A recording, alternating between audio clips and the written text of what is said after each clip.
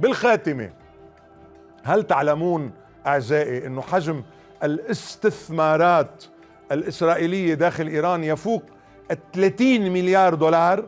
هل تعلمون أيضا أنه أكثر من 200 شركة إسرائيلية تقيم علاقات تجارية مع إيران وأغلبها شركات نفطية؟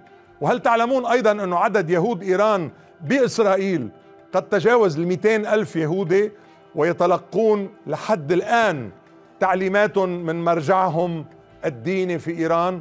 أعزائي، إيران ما تنسوا بالنسبة لليهود هي أرض قروش، مخلص اليهود. وفي إيران توفي النبي دانيال، وفي إيران دفن النبي حبقوق، وفيها أيضا ضريح استر ومردخاي، وكل اللي ذكرتهم هم رموز وأنبياء مقدسون عند اليهود.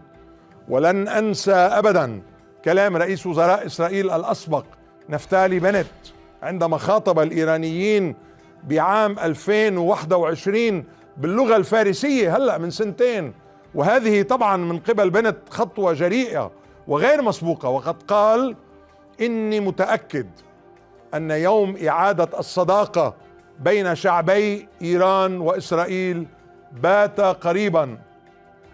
إن النظام القبيح الذي يأسركم ويعتزم إبادتنا هو وحده عدونا المشترك. والكلام طبعا لنفتالي بنت. وعلى وقع هذا الكلام المعبر يبدو واضحا أنه كل ما يقال ويردد عن العداوة والكره بين إيران وإسرائيل ليس إلا كذبة كبيرة، وقد انكشفت منذ زمن.